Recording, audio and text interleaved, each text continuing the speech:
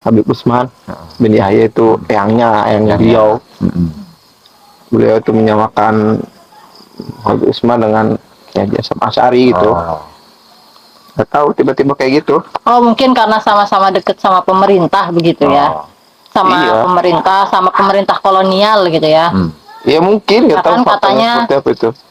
eyangnya ini kan deket sama pemerintah kolonial sampai dapat jabatan mufti Batavia. Iya. Nah, terus Kiai Haji Hasyim Asy'ari juga kan katanya sempat dekat juga tuh dengan pemerintahan penjajah Belanda sama Jepang. Betul. Katanya. Ya katanya jadinya ya sama itu tuh siasat. Betul nggak sih begitu? Atau gini aja sih, kan kalau berbicara sejarah, ini udah saya siapin, sengaja saya telaah itu biar kita semua biar melek semuanya. Ada satu karya yang namanya Al-Allamah Muhammad Hasyim Asy'ari, Hadratus Syekh Kiai Haji Muhammad Hasyim Asy'ari, Wadi'u Labinat Istiqlal Indonesia, perintis kemerdekaan Indonesia. Nah, jadi dari judulnya aja itu sudah kelihatan bahwasanya Hadratus Syekh itu ya memang benar-benar seorang pejuang, merintis kemerdekaan ini loh. Betul. Dan ini itu karyanya Habib. Yang nulis itu Habib. Oh, yang nulis ini Habib. Siapa ini penulisnya? Ta'lifus Sayyid Muhammad Asad bin Ali bin Ahmad bin Syahab. Said berarti itu. Sayyid Habib. Bisa Habib dilihat lah. ya bukunya. Nah, nanti dikasih lihat ya. Apa ya? Jadi ini bahasa Arab. Nah, daripada saya ini baca versi Arabnya, kemudian nerjemahin, pusing nantinya ya. Jadi saya sebutkan beberapa ringkasan lah. Ringkasan dari katakanlah perjalanan hidup Hadratus Syekh Kiai Haji Hasyim Asy'ari. Jadi beliau ini dilahirkan pada tahun 1871 dan meninggal pada tahun 1947. Jadi meninggalnya 2 tahun setelah kemerdekaan. Jadi umur beliau itu 76 tahun. Nah, kemudian tadi ya, bahwa kitab ini Al-Allamah Muhammad Hasyim Asy'ari Wadi' Labinat Istiqlal Indonesia, itu kan karya dari Habib Muhammad Asad bin Syahab. Dan itu beliau memang mengalami hidup, bahkan kenal akrab dengan Hadratus Syekh Kiai Haji Hasyim Asy'ari. Nah, makanya kalau simpel sih sebenarnya, kalau kita atau oknum-oknum lah yang mengatakan bahwa Kiai Haji Hasyim Asy'ari itu sama dengan Mufti Batavia, atau silahkan buka ini aja, itu kan buka kitab ini. Kalau nggak ada, nanti download di Google juga banyak gitu kan. Oke. Itu keterangan dari Muhammad atau Habib Muhammad Asad bin Syahab, ya kan? Nah, Muhammad Asad bin Syahab itu bertemu dengan Kiai Haji Hasyim Asy'ari tahun 1936. Dan waktu itu Habib Muhammad Asad bin Syahab sudah kenal sebelumnya, 12 tahun sebelumnya. Ya, artinya di tahun 1936 ya itu sudah 12 tahun kenal dengan Hadratus Syekh. Ya, artinya kurang lebih tahun 1924 nah itu beliau baru mengenal Hadratus Syekh Kiai Haji Hasyim Asy'ari. Nah, kemudian mengenai visi misi ya. Mengenai visi misi dari Tuan Syekh Hadratus Syekh Kiai Haji Hasyim Asy'ari, satu, membangun lembaga pendidikan yang berupa pesantren dan madrasah. Jelas. Karena beliau adalah seorang santri ya. Kedua, beliau membangun perekonomian santri agar pesantren itu mandiri dan tidak butuh dengan bantuan kolonial Belanda. Kemudian yang ketiga, melatih dan membentuk barisan muda dalam rangka melawan penjajah. Nah, dari sini kan sudah terlihat bahwa Hadratus Syekh itu memang mencetak santri-santri dan ulama-ulama yang anti dengan penjajah, kolonial. Nah, beda dengan tadi sang mufti tadi ya. Kalau sang mufti kan beda, doanya kan beda itu. Beda, ada doa, ada puisi kan ya. Betul. Ini Jangan-jangan Hadratus Syekh ada nggak ya bikin doa atau puisi? Enggak, sama sekali. Ini kan belum selesai, ini selingan. Dimana sebelumnya itu di konten-konten kita sebelumnya kan kita mengutip doa dari sang mufti. Yang diantaranya adalah Allahumma kama qaddarta wa ajraita hadhihi ni'am, ya Allah sebagaimana engkau takdirkan dan engkau jalankan kenikmatan ini biwasitati hadhihi daulah dengan perantara penjajah atau kolonial Belanda ini. Jadi beliau dengan adanya kolonial Belanda ini atau sang mufti, dengan adanya kolonial Belanda ini beliau mendapatkan kenikmatan-kenikmatan. Coba kita tanya masyarakat, rakyat lah Indonesia saat itu, golongan santri aja, dengan adanya kolonial Belanda ini, mereka merasakan apa? Apakah merasakan kenikmatan Atau gitu menderita. kan, atau penderitaan? Gitu aja sih. Itu bedanya. Jangan yang nikmat itu hanya yang berdoa ya. Nah, bisa jadi gitu, ya kan?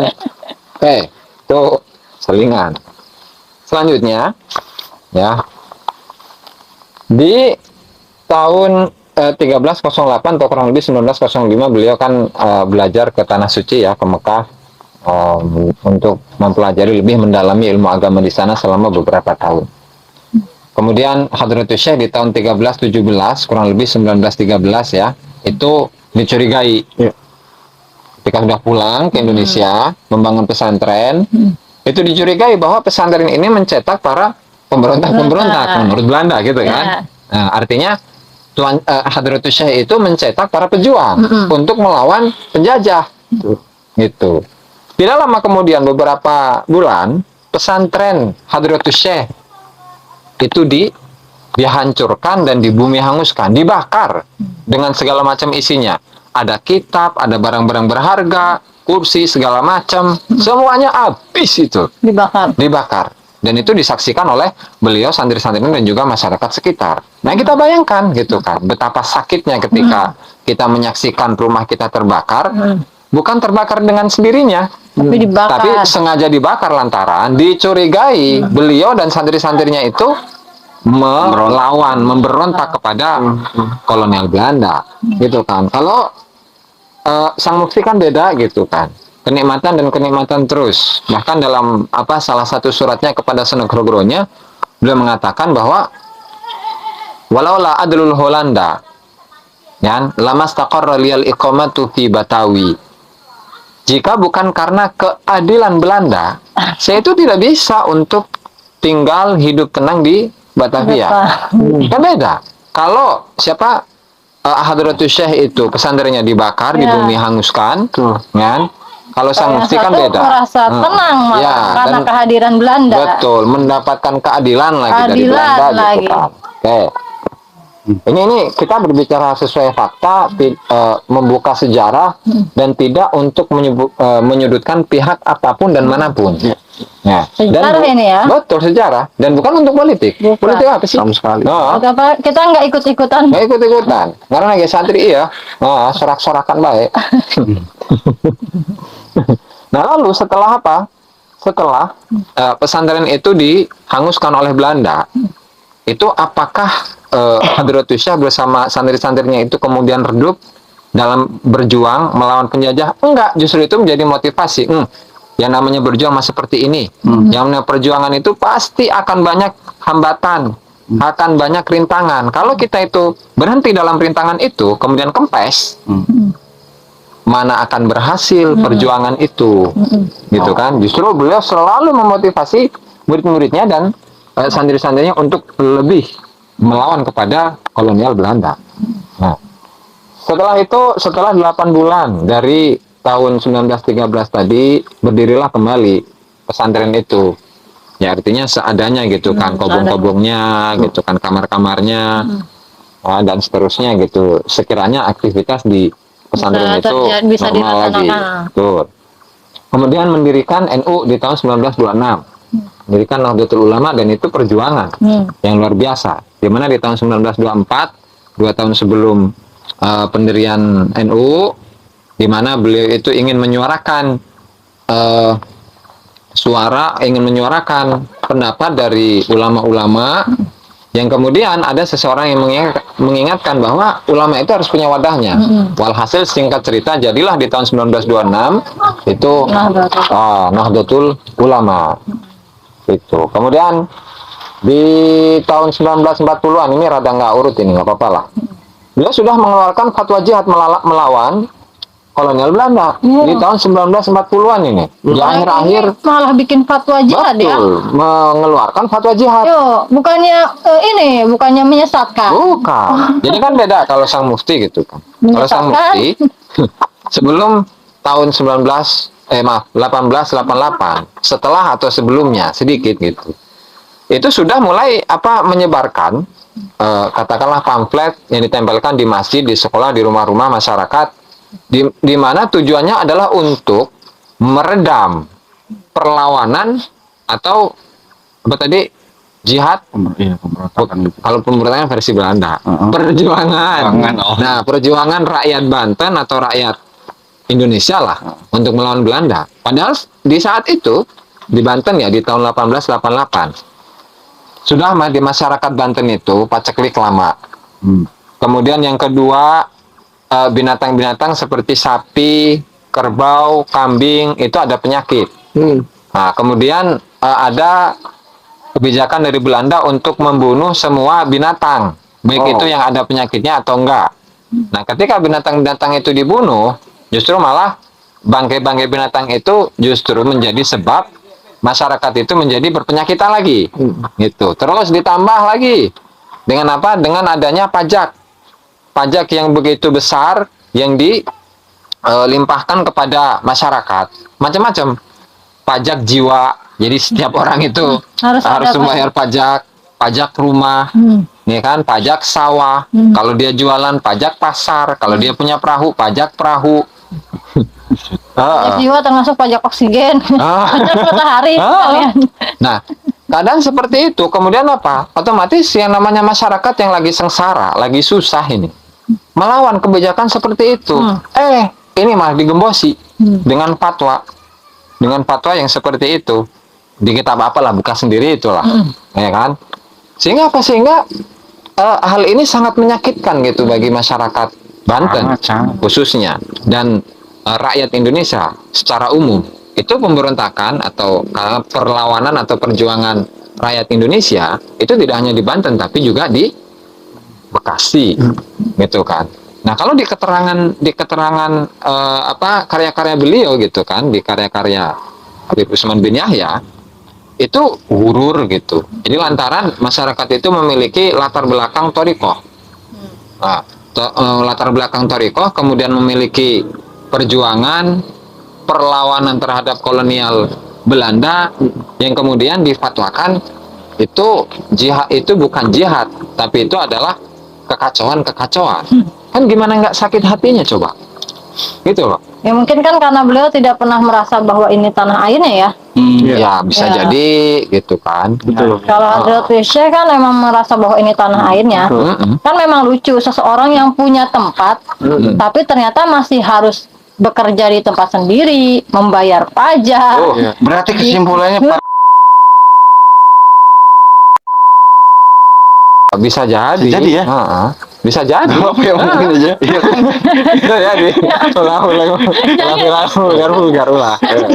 Terus pokok nasionalismenya itu kurang. Itu untuk saat zaman dulu ya, nggak tahu kalau sekarang makin tahu. Barangkali udah cinta, kan zaman sekarang udah banyak yang enak dong di Indonesia, madu. Dan apa istilahnya itu kan muncul dari beberapa tokoh gitu, dan kita tidak bisa memukul rata bahwa semuanya kayak gitu. Karena memang ada ikut serta dalam perjuangan, tidak bisa dihilangkan ya jasa-jasa dari artinya yang memiliki nasionalisme yang tinggi ya nasionalis gitu. Kalau yang kurang ya kurang gitu kan. Cuma maksudnya pengennya kalau yang memang dia jadi antek Belanda, akui dong antek Belanda. Nggak usah ditutup-tutupi, apalagi malah jadi menyamakan ke orang lain. Nah, menyamakan dengan tokoh lain. Hadratus Syekh Haji Hasyim Asy'ari. Ini sangat menyakiti hati kita sebagai santri gitu kan. Sebagai warga Indonesia. Kalau tidak ada fatwanya Hadratus Syekh Haji Hasyim Asy'ari 10 November ya. 22 ya. 22 Oktober.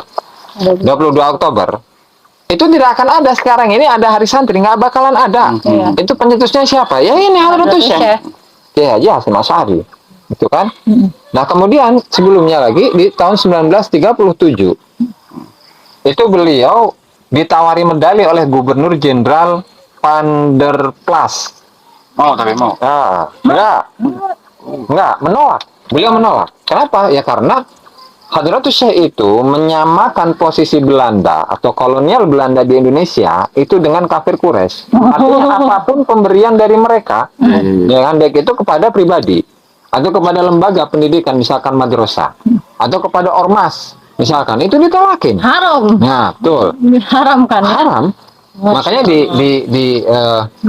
setelah apa namanya tuh Muktamar NU di Menes tahun 1938 itu kan muncul lagi fatwa-fatwa dari Hadratus Syekh Kiai Haji Hasyim Asy'ari untuk apa? Untuk lebih menekankan kepada perlawanan kepada Belanda bagi para ya muslimin lah secara umum gitu di Indonesia.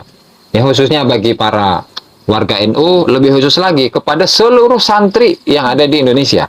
Gitu. Berarti ini sangat berbeda jauh ya dari statement yang ada oknum yang bilang katanya cucunya Habib Usman itu. Memang ada beberapa kondisi katanya yang Menyamakan. Kiai Hasyim Asy'ari itu pas di saat yang dulu itu Kiai Hasyim Asy'ari enggak dulu memberontak terhadap penjajahan gitu, artinya menahan itu. Itu gimana itu faktanya itu? Ya, Gini faktanya. ya fatwanya Berbalik ini. jauh lah Ini dari bukan fakta-fakta seperti Jadi kan ini. ini apa yang disampaikan dari awal tadi itu adalah ringkasan Iya. ya dari kitab ini. Jadi kalau misalnya ada yang nggak terima gitu ya bahwa perjuangan atau perjalanan Kiai Haji Hasyim Asy'ari, atau silahkan komplain aja nih setelah Habib Muhammad Asad bin Syahab. Said. Nah, itu silahkan gitu kan. Kami nggak akan berbicara kecuali dengan data gitu. Kita berbicara dengan data loh. Dan Jadi oknum ini itu tidak sendiri ada. wajar sih ya, wajar mengungkap seperti itu karena merasa cukup Ya, kali namanya. ya. Ya ada Ya inilah. ada mungkin rasa tidak terima juga kalau nenek moyangnya. Cuma yang disayangkan itu menyamakan sama Ya. Kiai Hasyim Asy'ari itu. Ya, Aduh. misalnya kalau misalkan dia itu nggak terima atau ya nggak masalah lah. Ya. Ya manusia hal itu manusiawi. Manusiawi. Tetapi jangan bawa-bawa dong Bawa Hadratus Hadratus Syekh Syekh Kiai Haji Hasyim dong. Asy'ari.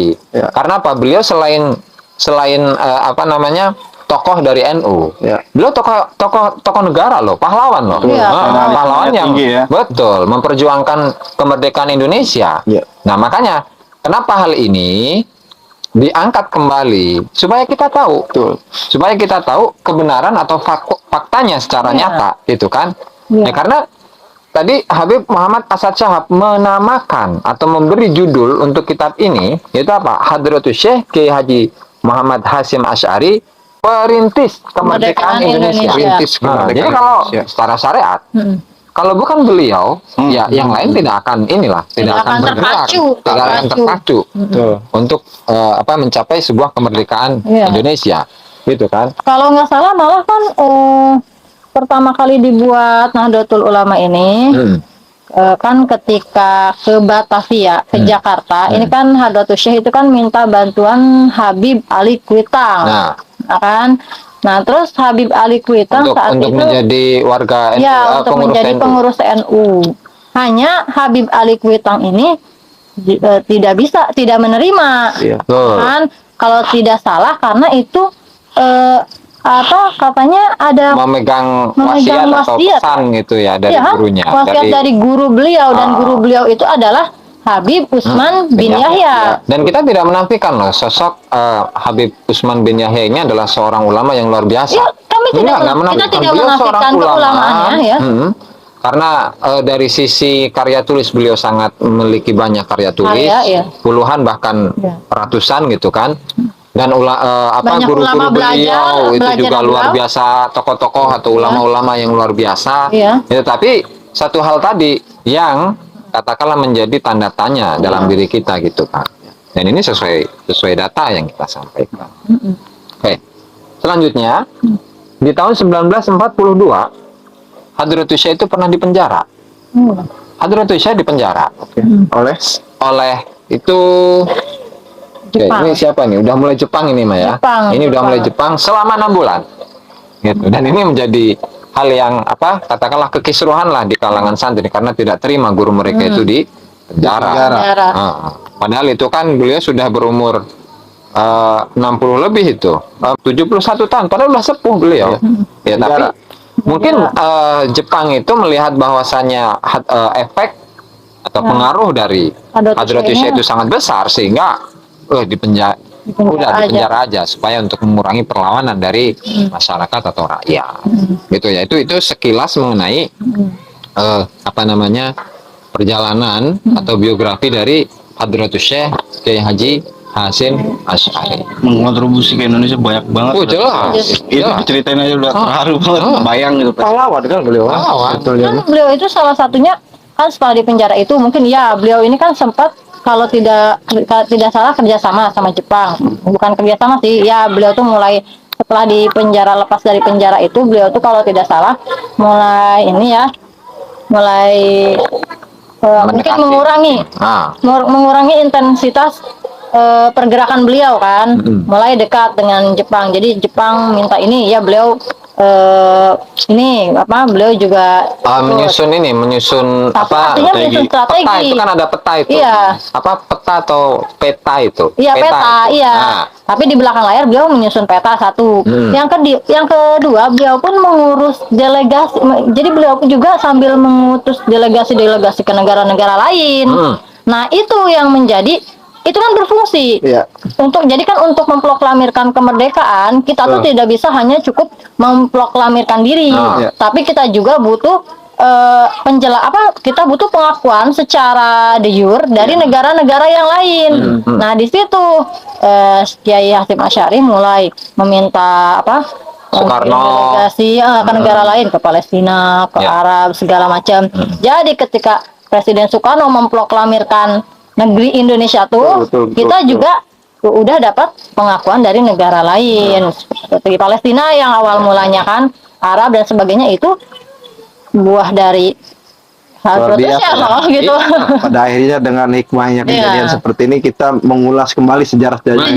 Dan memang kita sangat peduli ya dengan Indonesia ini. Iya, dengan Indonesia ini. Jadi kan di situ jelas terlihat perbedaannya. Yang pertama, kalau Mufti Batavia dari segi kontribusi fatwa fatwa, dia memfatwakan tentang jihad ini katanya sesat. Sementara Hadratus Syekh justru malah menciptakan revolusi jihad, ya kan ya, kalau Hadratus Syekh. Terus yang kedua, kalau yang Sayyid Utsman bin Yahya Mufti Belanda, ketika diberi lencana beliau menerima. Kalau Hadratus Syekh justru menolak, ya kan? Bahkan melawan. Perbedaannya. Iya. Terus ketiga, kalau Mufti Belanda menyatakan bahwa Belanda di sini adalah sebuah keadilan, kenikmatan, ya kan? Kesenangan, bahkan mendoakan agar kekal serta makmur. Makanya berkat doa beliau kita itu dijajah sampai ke 350 tahun oleh Berarti Belanda. Kalau dihitung katakanlah mulai dari tahun 1888 sampai ke 45 itu kan berapa tahun itu? Sampai ke 42 lah, kurang 41 lah ya. 41 tambah 52 tahun. Iya. Jadi 52 tahun setelah dibacakannya doa Sang Mufti Habib Utsman bin Yahya, kan? Berarti lumayan 52 tahun. Ya kan namanya juga doa ulama. Doa ulama. Jadi kita lumayan dijajah oleh Belanda. Sementara Hadratus Syekh justru mengutuk Belanda, bahkan mengutuk penjajah, bahkan menyamakan dengan kafir Quraisy. Ya kan? Real itu. Terus yang terakhir yang paling sangat penting nih. Habib Utsman, kalau Mufti Belanda ini di balik kedekatannya dengan pemerintah Belanda ini, kami tidak menemukan data bahwa beliau memiliki peranan dalam kemerdekaan. Tidak terjadi kan kemerdekaan? Ya, karena memang beliau wafatnya juga 1914. Ya, tapi kan pokoknya tidak terjadi kemerdekaan. Ya, betul. Ya, artinya dari sisi pergerakan pergerakan masyarakat, pergerakan rakyat untuk melawan Belanda itu saya belum nemu. Sulit untuk menemukan data menunjukkan hal itu. Tapi kalau Hadratus Syekh kan terlihat jelas buktinya. Betul. Atau Ya sampai kan? dari kalangan Habaib sendiri kan menyusun kitab itu, Ya bahkan kan? sebagai menyatakan Hadratus Syekh itu sebagai tadi peletak atau apa tadi perintis kemerdekaan Indonesia. Oke lah, kalau mungkin yang buatnya orang lain, mungkin misalnya bangsa Indonesia sendiri, di situ yang bikinnya bisa jadi namanya juga masih masyarakat Indonesia, terlalu mengagungkan sama sama saudaranya sendiri. Tapi ini kan dari pihak Habaib loh, bukan dari pihak kita, ya kan? Nah, sehingga ke ini itu udah selesai belum? Apa? Kesimpulannya itu Ya, atau kesimpulannya sudah selesai. Sehingga untuk ini kemarin kan ada yang ceramah gitu kan. Siapa? Gus Miftah, kemudian Iya. Nusron Wahid. Nah itu yang saya Coba Anda itu ingatkan oknum Habib yang menyamakan antara Mufti Batavia dengan Hadratus Syekh Kiai Haji Hasyim Asy'ari. Itu. Coba Anda cara mengingatkannya bagaimana coba? Gitu kan. Anda coba ingatkan gitu supaya tidak mengeluarkan statement-statement yang seperti itu, yang Timpang gitu ya. yang timpang yang kemudian membuat masyarakat itu kecewa. Sangat kecewa jelas. Karena di enggak ditolak-tolak, di enggak Kiai Haji Hadratus Syekh Kiai Haji Hasyim Asy'ari itu adalah seorang pahlawan, seorang pejuang gitu kan. Guru besar santri Indonesia, hampir seluruh santri Indonesia, guru besar kita semua ya. Bukan sebagai seorang pengkhianat negara. Jadi itu. Iya. Sekaligus coba untunglah atau siapapun yang berpikiran bahwa peristiwa ini semua gitu, peristiwa perpecahan peristiwa kekisruhan ini semua itu katanya terjadi karena politik, disebabkan karena politik, pemilu dan sebagainya lainnya. Coba kalian kilas lagi deh dari awal sampai sekarang, dari mulai perkara tentang Nasabari Songo. Iya, apa kabar itu tentang yang menafikan Nasabari Songo, yang menafikan tentang gula 1 kilo. Kemudian tentang ulama yang curut-curut NU, ulama yang runtang-runtung sama pejabat, ditambah lagi sekarang nih Hadratus Syekh guru besar kami disamakan dengan dengan Mufti Batavia. Coba kalian pikir, apakah ini masih termasuk dalam politik? Yang waras pasti akan terbuka pintu hatinya. Cuman kalau yang sakit tetap aja akan ada tadi pengkultusan individu. Kami paham sih sebenarnya pada mereka-mereka ya seperti Nusron Wahid ataupun Gus Miftah, kami sangat paham kondisi Anda, bahwa Anda pun sangat mungkin tidak enak pada guru Anda takzim Anda pada guru Anda yang kami pun sama. Anda menghormati Habib Lutfi, Anda memuliakan Habib Lutfi, kami pun sama. Kami kan tidak pernah sedikit pun menyerang Habib Lutfi. Kami juga tidak pernah sedikit pun mengatakan bahwa beliau itu harus tes DNA, tidak. Kan yang kami mintakan tes DNA aslinya hanya oknum-oknum yang membuat kekisruhan. Tapi kenapa Anda malah malah menyamaratakan semuanya dan menyalahkan pada kami? Kan aneh. Mengatakan bahwa kami, Nusron Wahid mengatakan kami yang ingin tes DNA itu mungkin turunan Abu Jahal. Keturunan ini. Keturunan Homo sapiens, manusia purba, ya kan? Gus Miftah juga kemarin pun sama. Jadi ini bagaimana gitu? Kok bisa kalian yang masih dari NU-nya malah menyalahkan kami juga? Yang masih sesama, yang saudara, yang masih satu ini ya, bangsa senegara. Iya, intinya mah yang itu ya, oknum-oknum itu intinya sebetulnya mah oknum-oknum doang. Kami sebenarnya hanya sama oknum loh, bukan pada keseluruhan. Kami sangat menghormati. Iya, intinya oknum ya. Oknum. Kalau si Gondrong minta maaf. Beda sudah. Kalau si Gondrong si Blonde. Blonde baik. Si Blonde itu minta maaf. Sudah kelar itu. Tapi sekarang nggak cukup hanya nggak selesai. Nggak selesai. Dia minta maaf, oknum yang bilang nasabah wali songo terputus. Dia juga sama-sama bikin kekisruhan. Ya itu yang buktinya gula 1 kilo atau ulama yang runtuh-runtuh sama pejabat. Ya kan? Dan diamnya beliau ketika ada oknum mengatakan Wali Songo nasabnya terputus 500 tahun yang lalu. Itu sebuah kesalahan yang sangat fatal.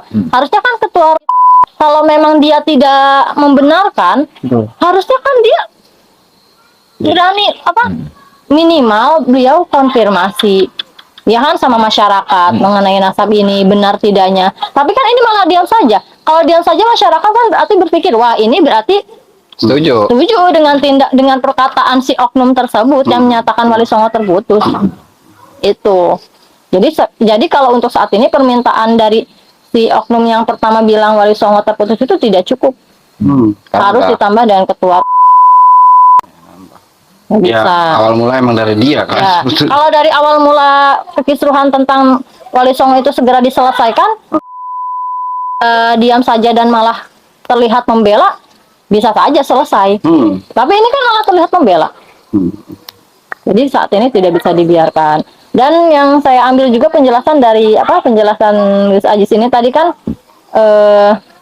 di situ dijelaskan katanya bahwa ketika Hadratus Syekh mengumpulkan pemuda-pemuda yang menjadi pemuda-pemuda yang untuk berjuang di bangsa kita, Belanda kolonial kan justru menganggap itu sebagai pemberontakan, ya kan?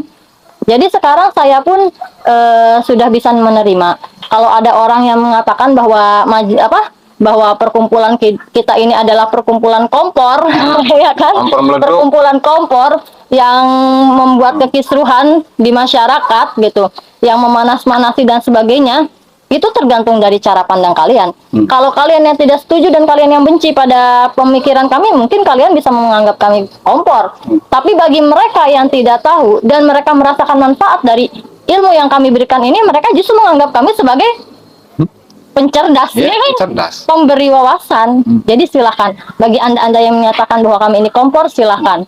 Susah sih kalian. Kalau pembenci susah ya. Susah. Itu benar kita benar juga. Padahal di hatinya, benar nih tapi benci gitu ya. Susah emang udah kayak gitu. Apalagi sebenarnya mereka juga tahu. Mereka tahu. Mungkin seperti Gus Miftah ataupun Nusron Wahid juga sebenarnya mereka juga tahu bahwa ini benar. Cuma mungkin mereka tidak, tapi mereka tertutup oleh ketakziman mereka dan rasa lebih tidak enakan kepada guru mereka, karena masyarakat Indonesia ini kan terkenal dengan sifat sikapnya yang ramah tamah. Tapi bisa juga kali dari statementnya dipilih-pilih gitu, bisa juga kali meskipun taat gitu sama guru. Iya, cuma kan kalau pada dasarnya masyarakat Indonesia itu punya sifat yang nggak enakan. Yang nggak enakan. Kita itu masyarakat Indonesia itu masyarakat yang berbudaya, yang suka tidak enakan, ya kan? Dan sebenarnya itu budaya yang bagus, sangat bagus. Tapi dalam hal ilmu pengetahuan, tolong sebaiknya yang benar tetap katakan benar. Hilangkan dulu budaya tidak enakan itu. Sepanjang kita tidak menyerang guru kita sendiri, juga harus berusaha menyatakan yang benar itu benar. Yang salah itu salah. Yang salah itu salah.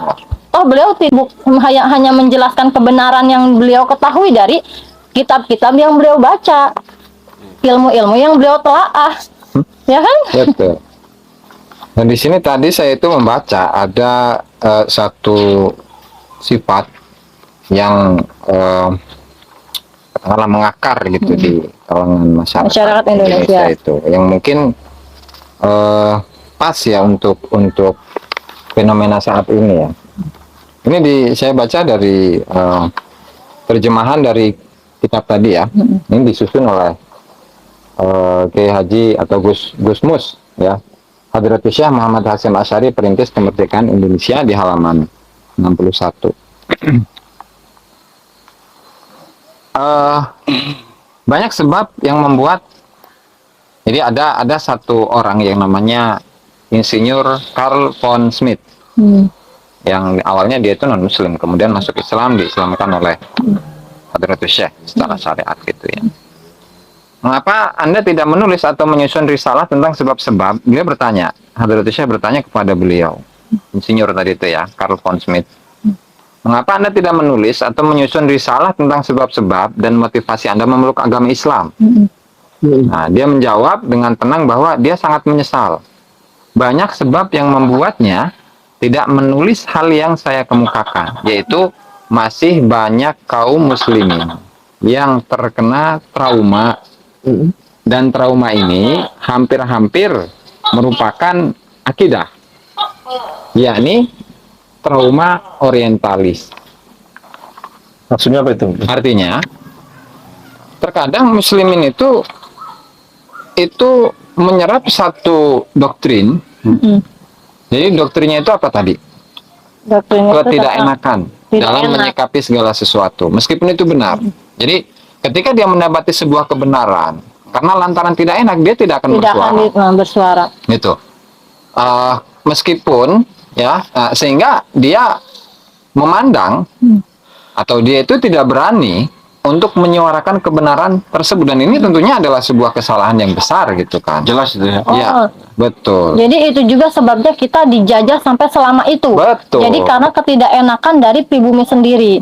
Padahal beliau adalah pemilik bumi ini, Ya. tapi karena tidak enak sama Belanda yang menjadi tamunya, tetap diperlakukan baik si tamu itu. Betul. Bahkan sekalipun Diinjak. dijajah, disiksa, diinjak. Jadi keset gitu kan.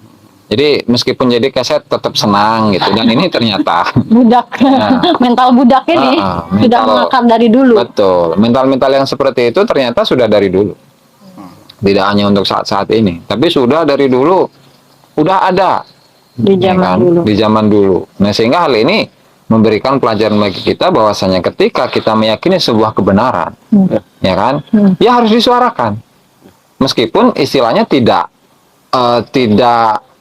sama atau tidak sepemikiran dengan orang-orang yang dia hormati atau orang yang dia segani gitu kan. Nggak dibatasi ya pemikiran juga ya. Maksudnya nggak dijajah gitu, Iya, betul. bebas gitu ya. Nah, kita sebagai orang yang merdeka ya harus tetap merdeka dalam hal apapun tentunya ya. Termasuk dalam hal pemikiran. Nah, karena di mukadimah undang-undang itu, karena kemerdekaan itu adalah hak segala bangsa. Gitu. Ini di mukadimah UUD 45 loh. Iya. Ya memang kan kalau sekarang ini kita ini tidak dijajah secara fisik ya. Ya. Kita tidak dijajah secara fisik, tapi sekarang kita dijajah secara mental. Kalau mereka yang paham, Mental. ya kan, justru kalau penjajahan secara fisik kan kelihatan nih fisiknya. Jelas. Ini kita dijajah nih, kita kelihatan kelihatan kita susahnya, kita kelihatan penderitaannya. Tapi kalau mental kan justru susah. Susah. Ya kan, susah, tidak sadar, malah banyak yang tidak sadar. Jadi ketika ada seseorang yang mengatakan kamu tuh harusnya nggak seperti itu loh, malah dibilangnya kamu penghasut nih, segala macam ya kan. Itu masa Dan bodoh ini untuk ternyata, pandangan orang lain. iya. Jadi ini tuh memang udah ada dari dulu ternyata. Iya kayak doktrin mau masuk surga nggak lo? Surga kan itu banyak kan. Iya, iya. Kayak gitu juga udah doktrin, udah iman dia kan. Dan memang masyarakat Indonesia kan sangat lemah dengan doktrin keagamaan. Karena kita ini masyarakat Indonesia ini kan kebanyakan religius ya. Ya. Religius terhadap agama itu masih kuat di Indonesia ini. Sangat. Sebenarnya kan ditambah di religiusnya kuat, ditambah dengan adab sopan santunnya yang sangat tinggi, sehingga memuliakan pada siapa saja, sama tamu siapapun terbuka gitu kan. Tapi ya harus pada tempatnya kan. Cuma harus seharusnya. pada tempatnya. Walaupun itu misalnya mengaku duriyah Rasul sekalipun, kalau misalnya buruk jangan diikuti. Katakan baik. Jangan dikatakan baik. Yang buruk-buruk aja, yang baik-baik aja. Yang antek-antek aja. Yang dibilang pahlawan. Yang dibilang pahlawan ya. Kita harus jadi orang harus gentle dong. Harus fair. Harus fair. Jadi orang harus fair. A katakan A, jangan A jadi B. Kayaknya lumayan jelas ini. Lumayan jelas kan, alhamdulillah. Jadi mudah-mudahan apa yang disampaikan tadi itu bermanfaat bagi kita semua. Ini mah sejarah loh, ngomong sejarah ya. Sejarah bukan Ini sejarah untuk ya. gibah. Ini kan ada juga nih data-datanya nggak asal loh. Ini bukan hanya pemikiran kita sendiri loh. Ini udah ada jelas. Kalau Dan misalnya nggak benar-benar. terima, salahin siapa tadi? Selain musonef kitabnya. Musonifnya ya. Habib apa tadi Muhammad Asad Syahab. Lagian bisa nilai sendiri mana yang cinta NKRI, yang rasa nasionalis, sama yang enggak bisa nilai sendiri berarti. Ya. Gak usah ngomong siapa-siapa aja. Udah cukup ya. Segitulah cukup-cukup lah. Salam waras.